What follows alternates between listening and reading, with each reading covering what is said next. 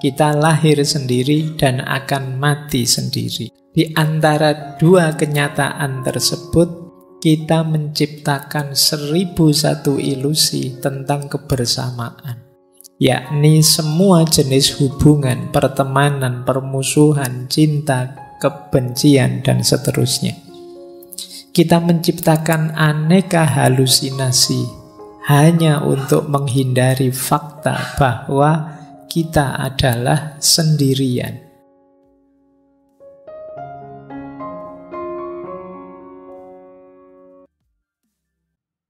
Jadi, apakah kesendirian itu menyakitkan, Pak?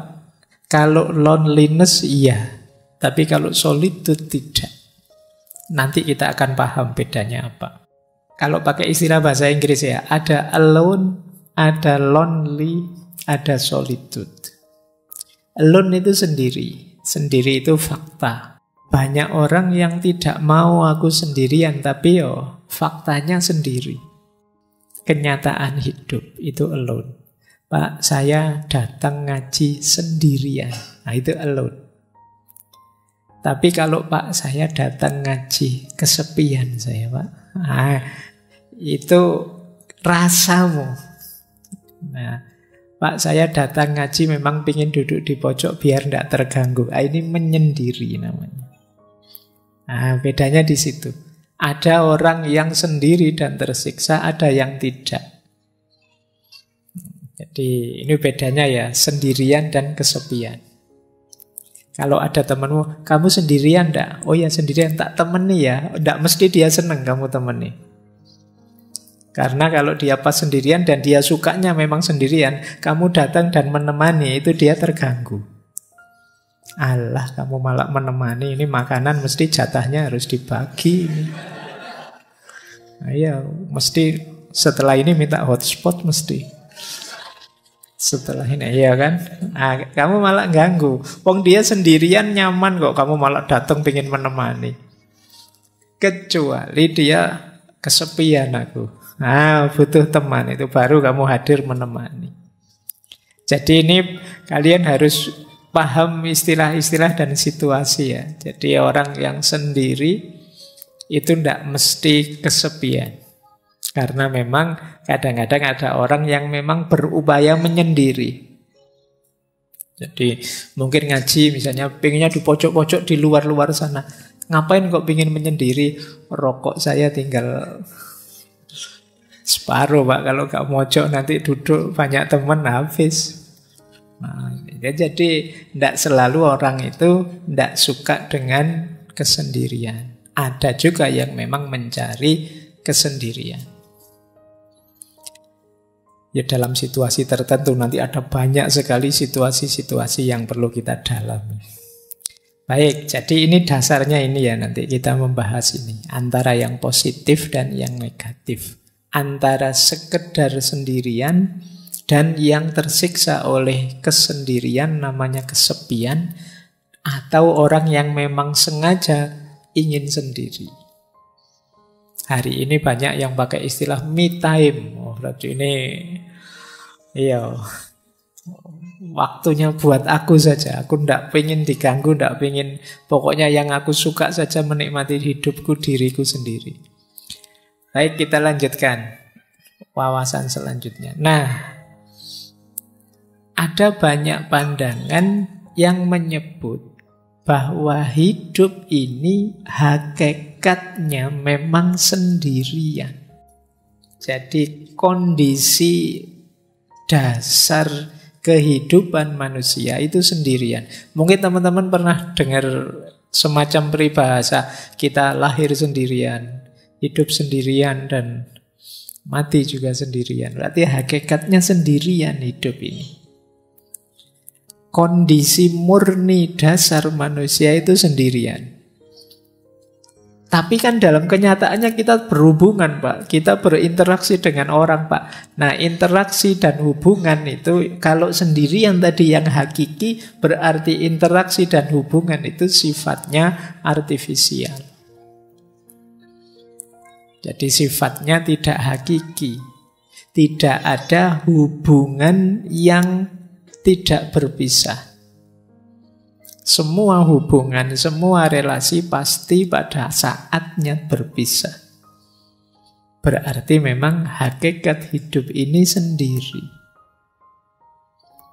Maka teman-teman tidak perlu malu, tidak perlu gentar kalau kamu sampai usia sekian kok tidak punya pasangan, sendiri saja. Loh, ini yang hakiki justru seperti ini. Jadi hakikatnya hidup itu justru ini. Nah, makanya di situ saya kutip ya, ini kalimat dari Osho. Osho ini seorang tokoh filosof spiritual mistik India, punya aliran namanya Rajneesh. Kapan-kapan kita bahas beliau, seorang manusia spiritual. Judul bukunya menarik. The Sound of One Hand Clapping. Suara satu tangan yang bertepuk. Itu lebih kesepian lagi itu. Ya, jadi tepuk tangan tapi tangannya satu.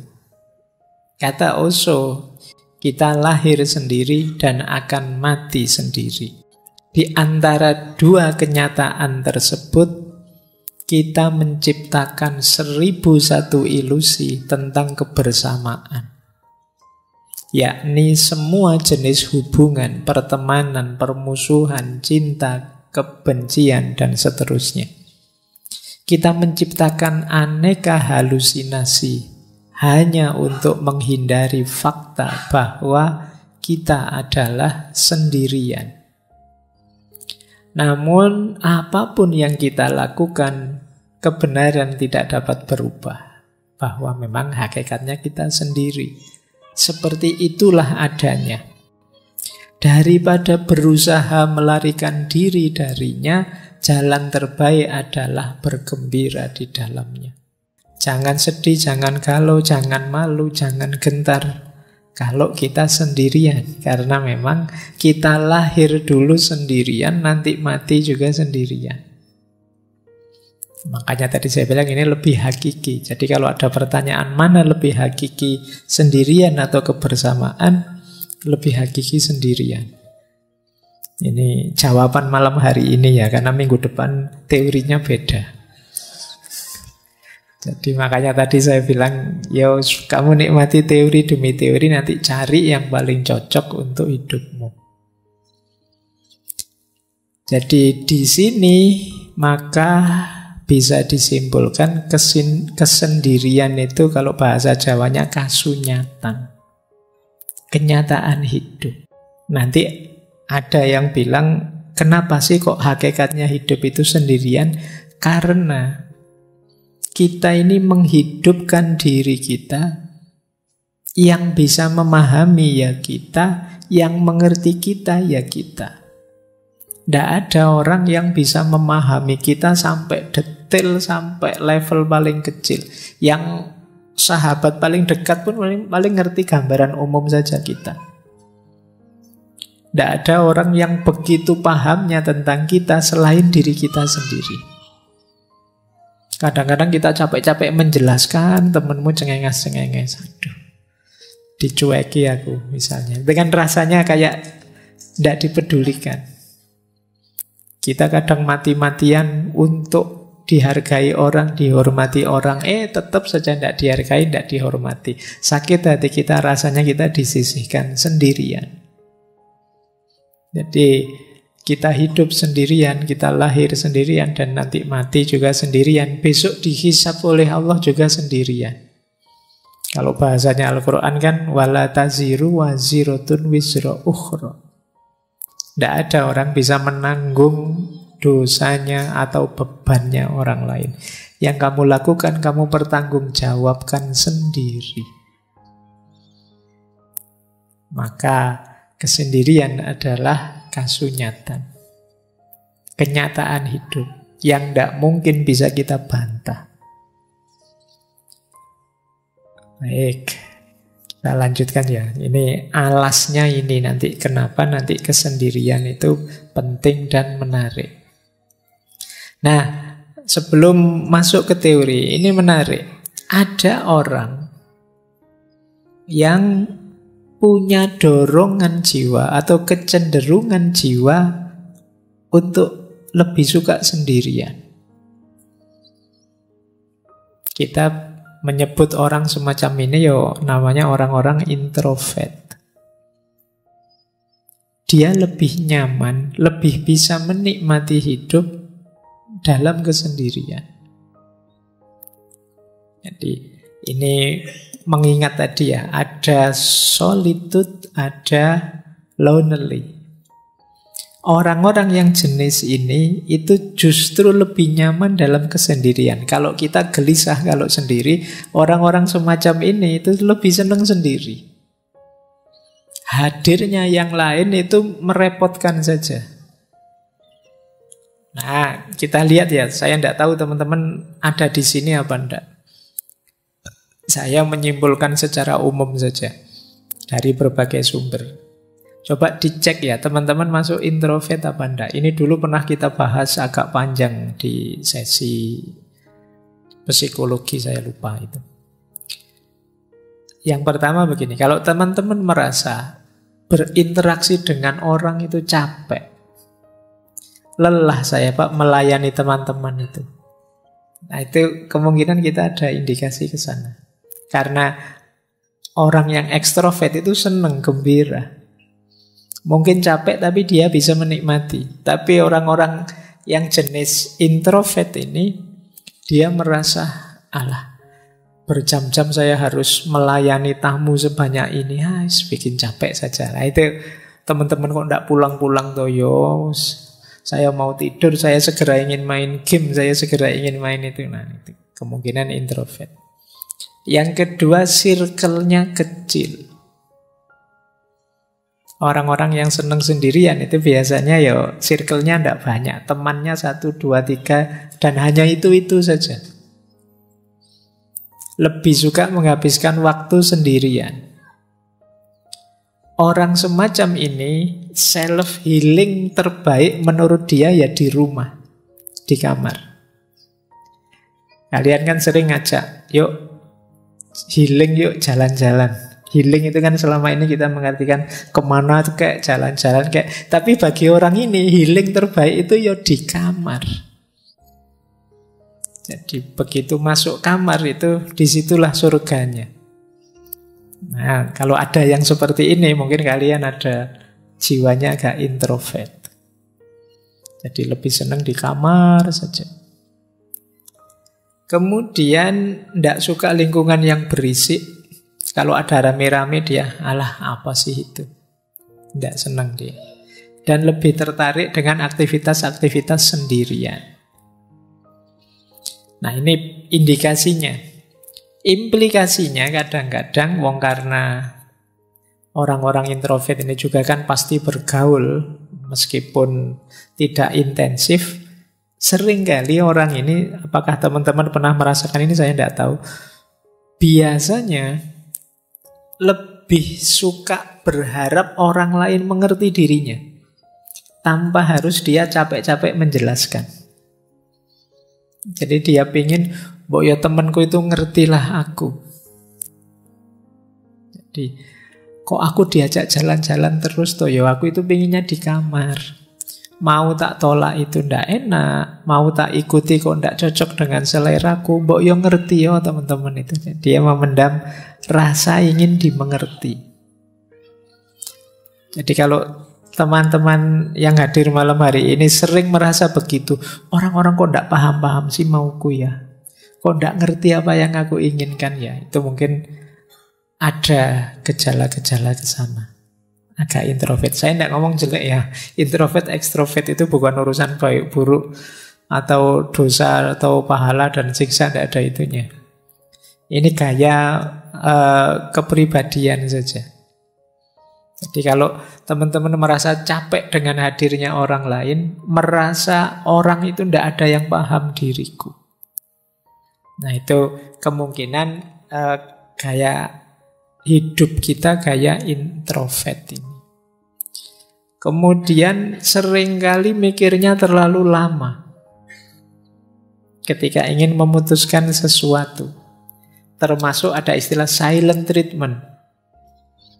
Jadi coba saya misalnya punya teman ingin menjauh dulu sementara.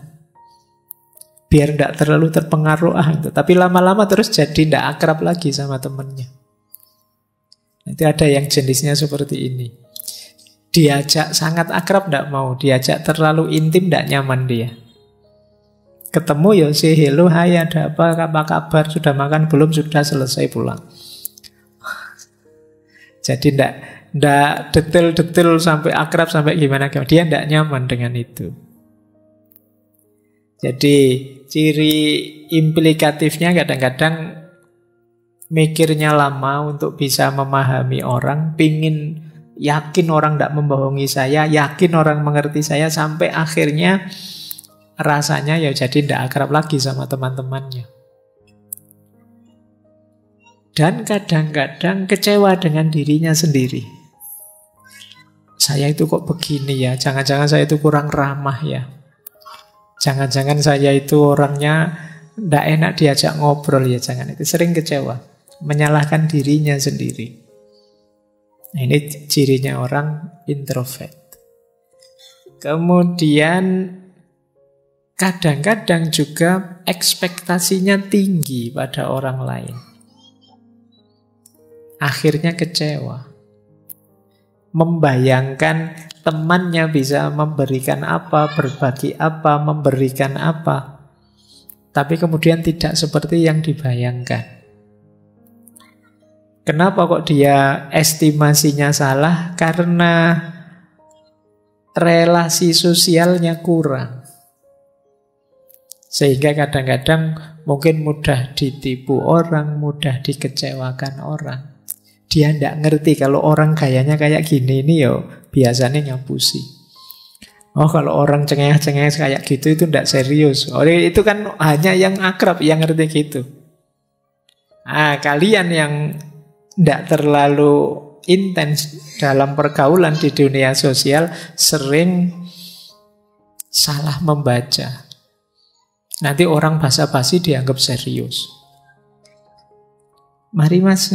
Oh ya, kadang-kadang wong itu cuma basa-basi kamu. Nanti ada, ayo silahkan itu. Kalau di sini ayo silahkan itu cuma basa-basi, jangan diminum beneran. Nanti ada orang makan, sudah makan? Belum. Nah, itu ya kalau sopan santunnya sudah makan, sudah silahkan lanjutkan gitu. Tapi kalau tidak ngerti ya gitu. Jadi karena tidak terlalu intensif dalam pergaulan, kadang-kadang salah estimasi, akhirnya kecewa. Ya mbok sekali-sekali mampir, itu basa-basi, kamu mampir beneran. Nah, harus hati-hati, karena pergaulan sosial ya punya rumusnya sendiri-sendiri. Ya, nah termasuk juga sering tidak enakan. Waduh, jangan-jangan teman saya marah ini. Waduh, jangan, sering tidak enakan. Jadi orang introvert itu karena apa yang dia rasakan tidak terekspos keluar, dia sibuk dengan dirinya sendiri. Jadi ini di antara cirinya. Nah, ada juga variasi unik. Ini sebenarnya ada jenis-jenis introvert tertentu yang khas. Misalnya ada istilah social introvert. Social introvert itu bukan berarti orangnya tidak bergaul, tapi circle-nya sangat kecil. Oh kalau sudah di circle-nya sih podo, sudah yo teriak-teriak, yo aktif ya. Tapi ganti circle diam dia. Nah, ini namanya social introvert. Kalau sama gengnya, wow aktifnya luar biasa, dia bisa jingkrak-jingkrak, dia bisa balapan motor dia bisa. Tapi begitu ganti circle, dia pendiam. Nah ini ada, namanya social introvert. Mungkin kalian begitu. Kalau ketemu circle-nya di luar, wah kumat. Tapi begitu masuk circle ngaji filsafat, wah kok gini situasinya, kamu diem kayak orang soleh. Nah, ya itu social introvert namanya. Jadi, kamu aktif hanya di circle-mu. Atau tipe thinking, pemikir. Berbaur sih bareng sama teman, tapi kalau sudah berbaur Diam saja mikir, kadang duduk di pojok sambil menganalisis, sambil itu namanya thinking introvert. Tidak bisa diajak ngomong santai, guyon-guyon, pokoknya dia mikir, menganalisis sekelilingnya, nonton, wah ternyata kalau di kafe ini, ya itu mikir. Apa yang dilakukan anak-anak muda ini ya, masa depan bangsa gimana ya kalau anak-anak itu. Jadi yang lain ngobrol sepak bola, ngobrol K-pop, ngobrol apa, dia mikir masa depan bangsa. Nah itu akhirnya dia diem terus mikir, ya Allah ini nanti di akhirat gimana kalau ditanya malaikat ini, ya mikir. Itu tipe thinking introvert. Ada yang jenisnya anxious. Anxious introvert itu orang yang cemas terus. Ya berinteraksi dia, tapi setelah berinteraksi terus dia bingung, aku tadi salah ngomong enggak ya? Teman-teman cocok enggak ya dengan gayaku? Komentar apa ya kira-kira teman-teman tentang yang saya lakukan tadi? Ini anxious, kamu tiap hari khawatir dengan itu. Jadi ini kalau menurut gengku aku kayak gini, ini cocok enggak ya? Sesuai enggak ya? Nah, ini namanya anxious. Kamu khawatir terus, khawatir salah, khawatir keliru, khawatir menyakiti, khawatir. Sehingga kecenderungannya kamu terus lama-lama jadi sulit aktif. Atau ada orang tertentu yang restrained. Restrained introvert itu yang tertutup sih sebenarnya. Ya seperti orang introvert biasa. Tapi lama-lama kalau sudah cair, oh itu dia sudah bisa terbuka, mungkin ngalah-ngalahi yang ekstrovert. Jadi awal datang itu pendiam, nggak ngomong. Besok ketemu masih diem. Hari ketiga, wah cerewetnya ngalah-ngalahi. Itu restrained introvert. Baik, ini tipe-tipe orang yang bisa menikmati kesendirian. Mereka lebih nyaman kalau tidak bersama orang lain. Jadi orang lain mungkin bagi dia sifatnya mengganggu saja atau sekedar kewajiban-kewajiban. Kewajiban sosial, kewajiban budaya, kewajiban agama. Tapi bagi dia lebih nyaman kalau tidak ketemu saja. Nyusahi saja kalau ada orang lain itu. Nah itu bisa begitu. Kalau bahasanya Sartre itu mungkin hell is other people. Orang lain itu neraka bagiku. Tadi tidak ada orang lain, santai-santai. Begitu datang 5 teman ke kamar kos, sudah nge-lag sudah sinyalnya. Ini gara-gara ada mereka ini. Jadi ini gambaran tadi ya. Ada orang yang kesendirian itu memang dorongan jiwanya. Kita kan selama ini sering punya tesis manusia itu makhluk sosial. Tidak bisa hidup tanpa hadirnya orang lain.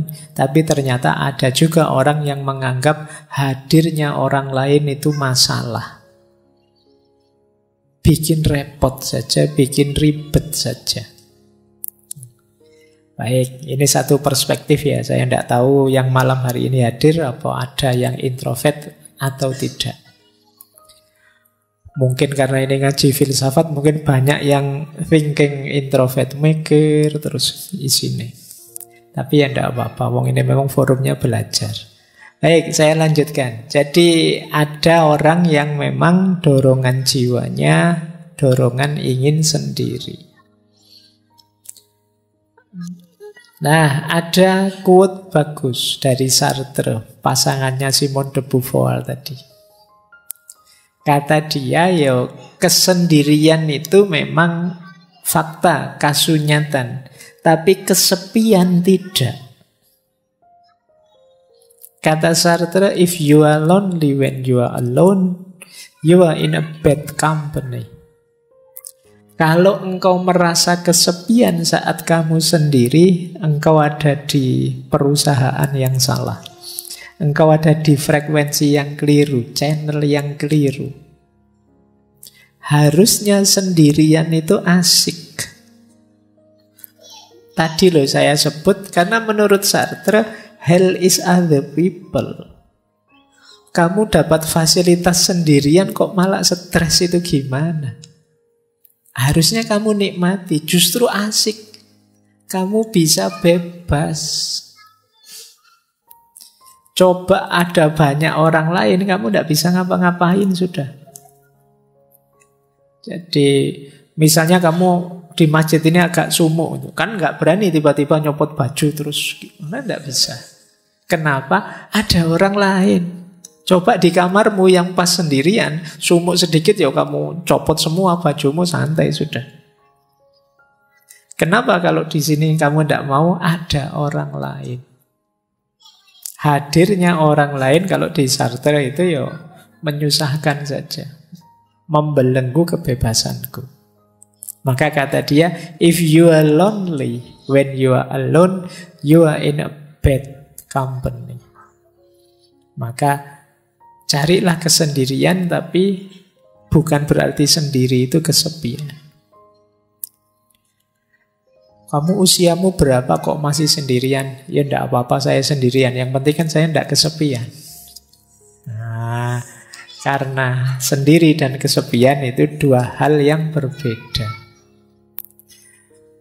Baik, jadi versinya Sartre ya, kita memang harus merayakan kesendirian tanpa harus merasa kesepian. Baik, sekarang kita masuk ke tadi kesendirian, sekarang kesepian. Kalau ini yang menyakitkan, yang lonely. Tadi kan ada kesepian, kesendirian. Ini yang bagian kesepian. Ada banyak sekali jenis kesepian.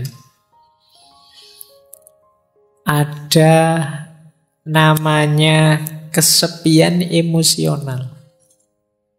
Kesepian emosional itu tidak ada hubungannya dengan ada banyak orang atau tidak. Tapi jiwamu memang jiwa sepi.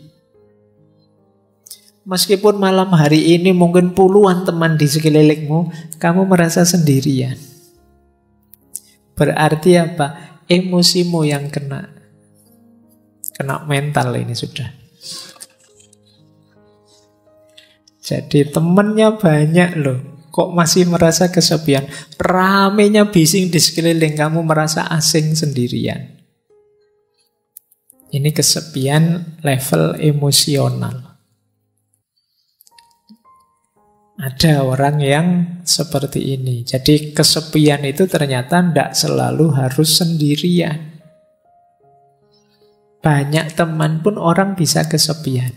Jadi rumusnya ternyata bisa bolak-balik ya. Sendirian tidak mesti kesepian. Kesepian tidak pasti sendirian. Mungkin kamu dekat dengan orang yang kamu benci, rasanya tidak nyambung sama sekali dan kamu merasa sendirian. Tidak ada yang mendukung. Atau banyak orang sih tapi saya tidak ada yang kenal loh Pak. Ya kamu rasanya kesepian. Mungkin kamu naik kereta atau naik bis itu, padahal bisnya penuh. Tapi karena kamu tidak kenal semuanya kan kamu diem saja dari Jogja sampai Jakarta, ya rasanya sendirian. Nanti kamu sampai di tujuan di Jakarta ditanya, ke Jakarta sama siapa? Sendirian. Padahal saat kereta itu ratusan orang jumlahnya.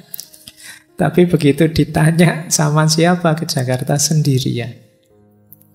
Karena sebanyak itu orang, tidak kamu hitung. Kamu menghitungnya dirimu saja yang tidak kenal dengan mereka semua. Yang kesepian jiwamu.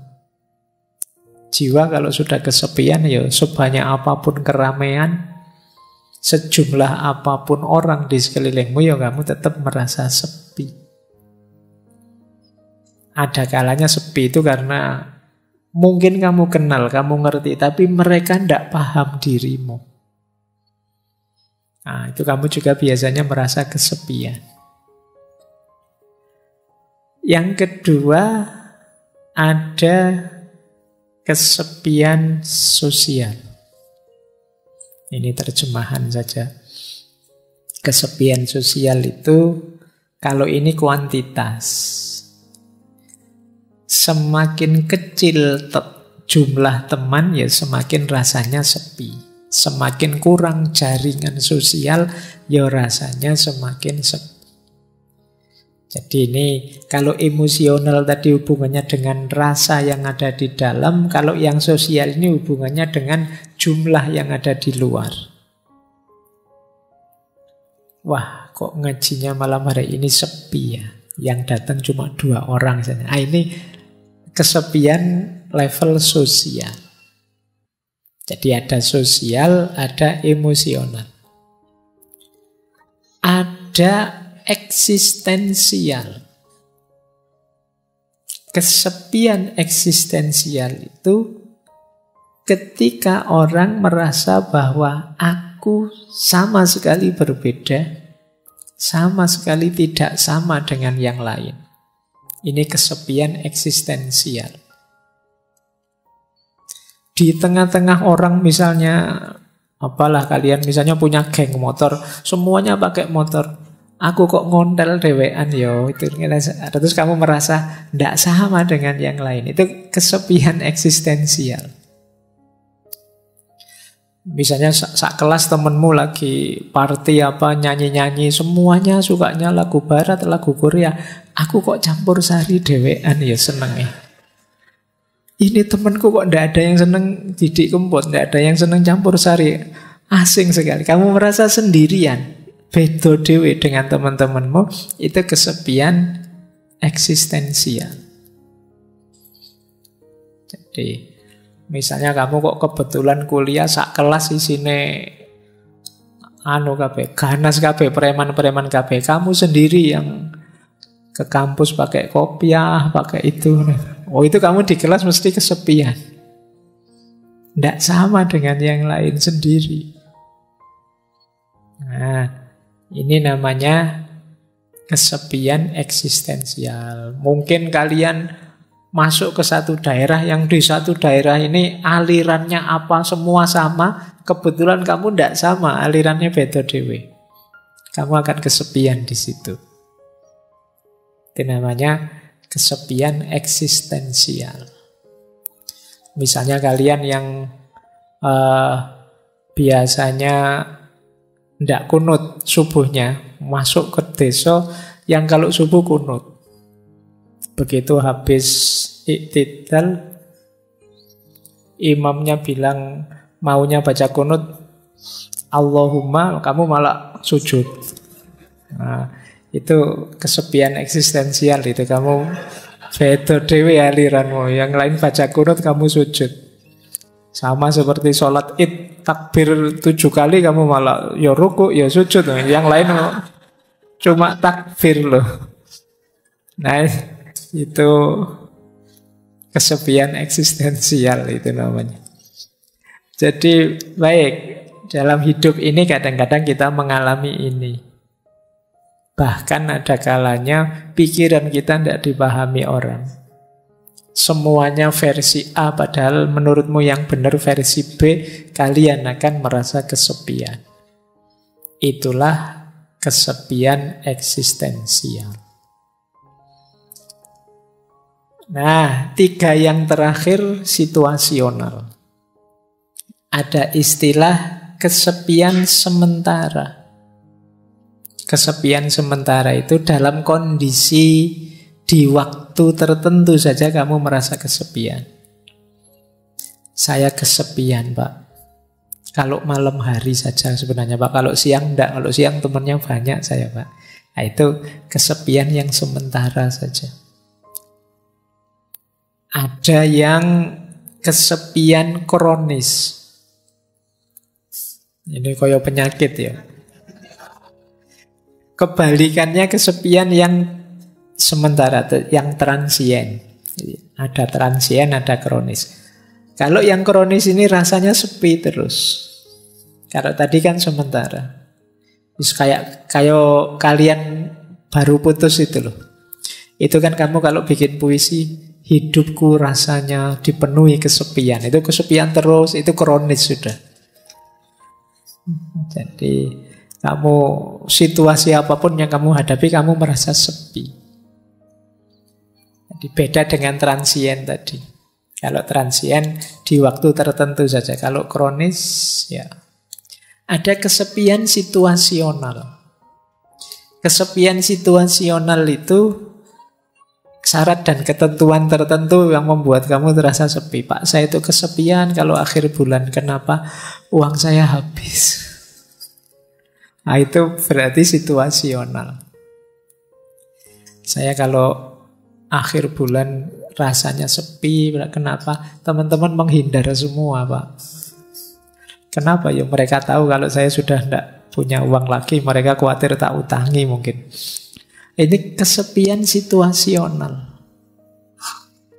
Mungkin ada yang merasa sepi kalau pas belajar, pas ingat dosa-dosa muhasabah atau pas apa, itu namanya kesepian situasional.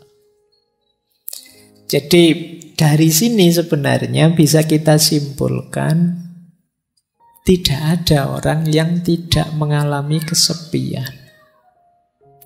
Setiap orang punya kesepiannya sendiri. Termasuk orang, mungkin teman-teman ada teman saya ini Pak rasanya ceria terus, senang terus. Mesti dia gembira terus. Enggak. Pastikan saja dia pasti punya momen-momen sepinya sendiri. Entah kapan, entah dalam situasi apa. Mungkin saat nilainya jatuh dari A jadi E, rasanya sepi. Atau mungkin pas sakit, atau mungkin pas apa. Meskipun kesendirian itu kasunyatan, tapi ternyata kesepian juga kasunyatan. Karena apa? Karena tidak ada orang yang tidak punya titik sepi dalam hidupnya. Setiap orang punya titik sepinya sendiri. Apakah itu emosional, sosial, eksistensial, apakah sementara, kronis, atau situasional. Jadi, kalau menghadapi kondisi semacam ini berarti baik kesendirian maupun kesepian adalah sesuatu yang harus kita terima. Jadi jalan pertama untuk menyikapinya, jangan menyangkal. Terimalah bahwa, oh iya Pak, saya kadang-kadang memang merasa sepi. Entah dalam situasi apa. Bahkan nanti di belakang kita masuk ke tema orang yang sengaja ingin menyepi. Dalam agama ini mulia. Jadi yang jelas, kesendirian dan kesepian itu dua hal yang sama-sama eksistensial kita alami dalam hidup kita. Nah, ada yang punya perspektif seperti ini. Punya perspektif bahwa kesepian itu lahir sebenarnya karena ada keinginan untuk dipahami yang tidak terpenuhi. Kenapa kok setiap orang punya titik sepinya sendiri? Karena dalam hidup pasti ada hal di mana kita ingin dipahami dan orang lain tidak bisa memahami kita. Dan kita jengkel, dan kita kecewa, dan kita marah, dan kita merasa diabaikan, dan lain sebagainya. Di titik itu kita merasa kesepian. Mau saya gini loh, kok teman-teman itu tidak paham-paham sih. Itu kan kita jengkel. Keinginanku itu seperti ini loh, kok teman-teman tidak peduli sih. Itu kan terus kita jengkel. Di situ kita merasa kesepian. Makanya katanya Carl Jung yang dulu pernah kita bahas, kesepian tidak datang karena tidak adanya orang di sekelilingmu, namun karena engkau tidak mampu mengungkapkan segala yang menurutmu penting. Ada hal penting ingin kita ungkapkan, tapi orang lain tidak paham-paham. Orang lain tidak mau tahu, tidak mau mengerti. Akhirnya kita merasa sendirian.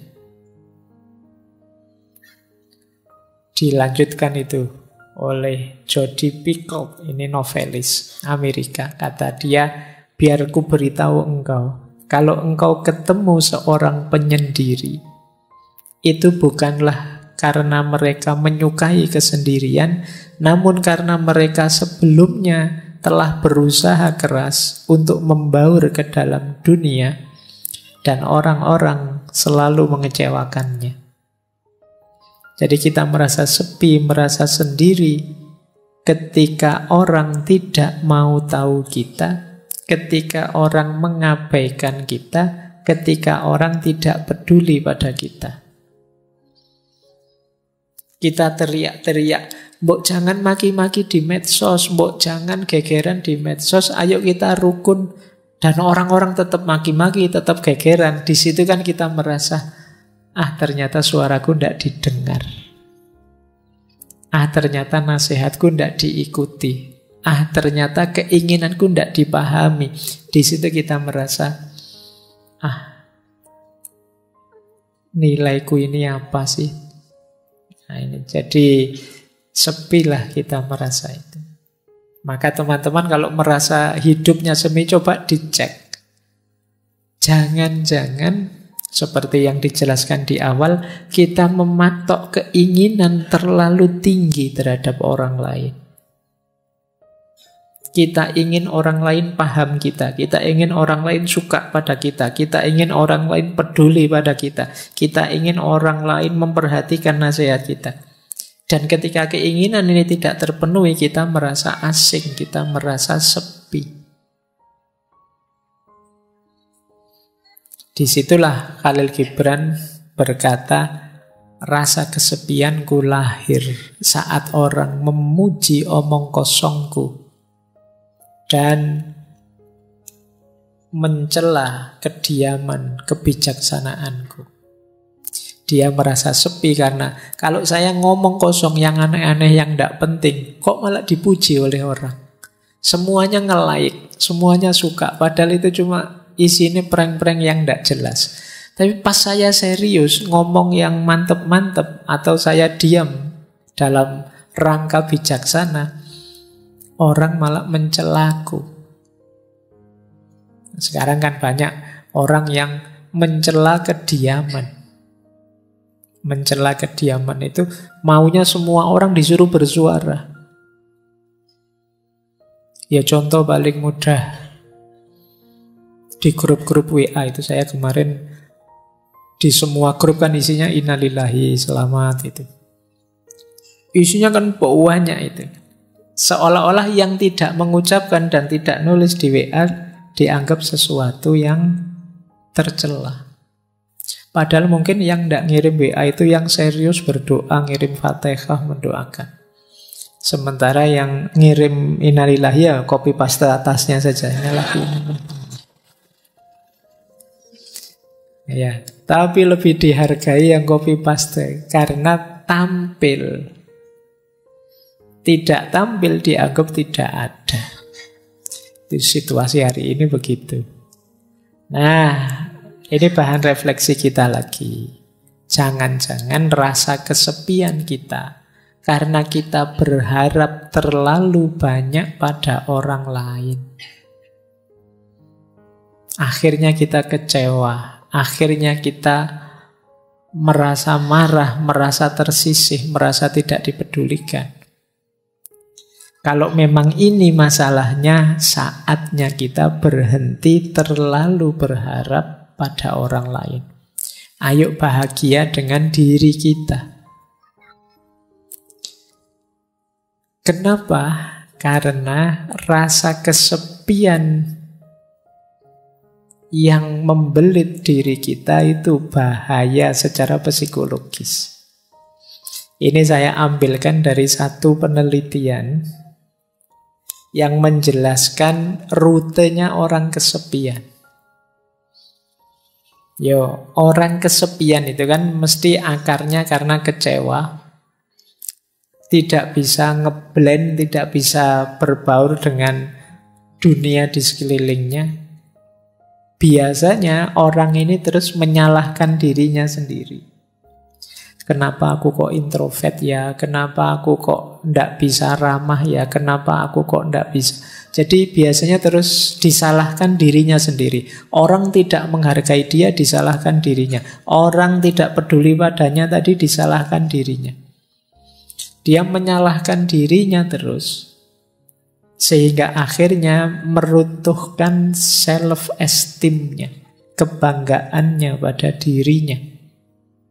Kalau orang sudah runtuh kebanggaan pada dirinya, dia akan mengalami stres berat. Saya tidak berani bilang depresi ya, nanti depresi tambah nemen. Orang stres berat itu nanti sistem imunnya kacau, dia mudah sakit, ya karena hormon kortisolnya meningkat. Tidak enaknya di penelitian itu disebut resiko kematiannya tinggi.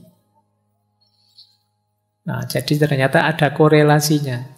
Orang yang merasa kesepian, resiko kematiannya meningkat. Di penelitian itu disebut ya, stres berat itu setara dengan merokok 1 bungkus per hari. Bahayanya. Nah, loh. Berarti kalau teman-teman, tapi Pak kalau saya pas stres itu malah ngerokok Pak.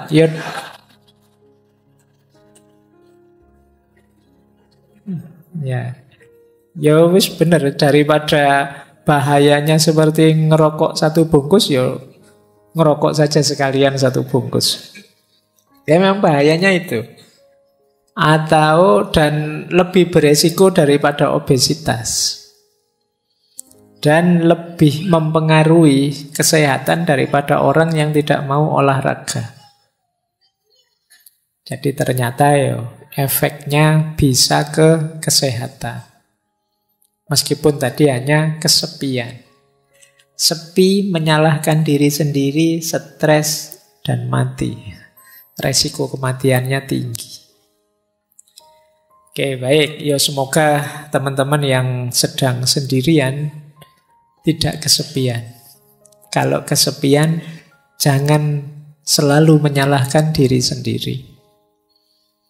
Kesepian tidak apa-apa, asal gembira. Senang, menikmati. Alhamdulillah ya Allah, aku sendirian, tidak ada yang ganggu. Alhamdulillah sepi sekarang.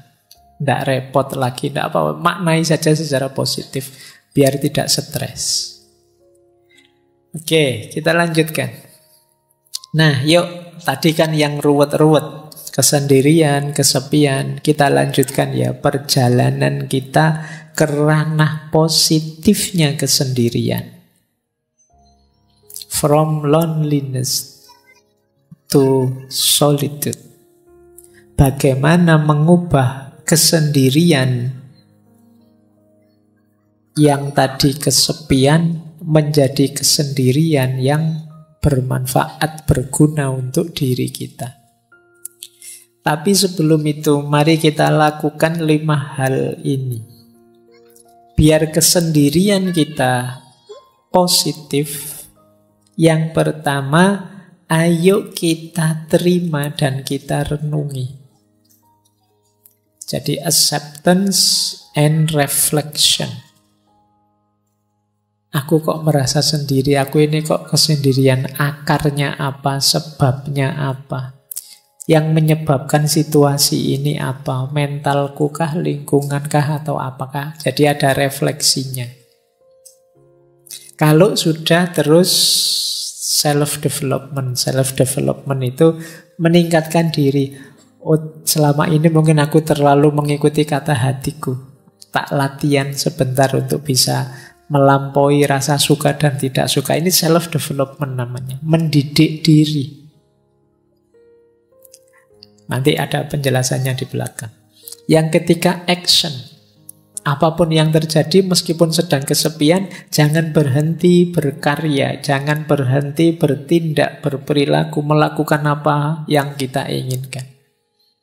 Jadi acceptance, reflection, self-development, action, dan social support. Tetap berinteraksilah dengan orang lain untuk dapat dukungan. Setidaknya dukungan semangat, dukungan supporter yang menegaskan bahwa masih ada kok orang yang peduli dengan kita. Kita masih ada kok teman meskipun tidak terlalu memahami kita misalnya. Itu social support. Dan yang kelima bisa lewat jalur spiritualitas. Jangan lupa, sesepi apapun hidup kita, masih ada Allah. Nah ini nanti puncaknya nanti ke sini ya. Terakhir saya ingin ngomong ini. Tapi itu tadi, hidupkan dulu, nyalakan dulu 4 yang pertama. Terimalah, kalau mampu renungilah. Kemudian perbaiki diri kalau memang harus ada yang diperbaiki. Jalankan, tetap beraktivitas, berkarya. Biar tidak runtuh kebanggaanmu pada dirimu. Setelah itu yakinlah bahwa akan selalu ada orang yang siap mendukungmu. Tegaskan social support di sekeliling kita. Pendukung orang-orang yang mencintai kita, menyayangi kita, yang anytime siap membantu kita semampu mereka. Dan yang terakhir, yakinlah bahwa kita tidak pernah ditinggal oleh Yang Maha Kuasa, oleh Allah. Kita saja yang sering lupa atau menjauh darinya. Ini akan jadi solusi agar loneliness berubah jadi solitude. Mungkin kita masih sendirian, tapi sekarang kesendirian itu produktif. Kesendirian itu manfaatnya besar. Baik lewat jalur peningkatan kualitas diri maupun lewat jalur spiritualitas. Diri kita meningkat, kedekatan kita dengan Tuhan bisa juga meningkat lewat jalan kesendirian, lewat jalan loneliness. Disitulah nanti loneliness menjelma jadi solitude. Di kesendirian yang positif, kesendirian yang bermanfaat.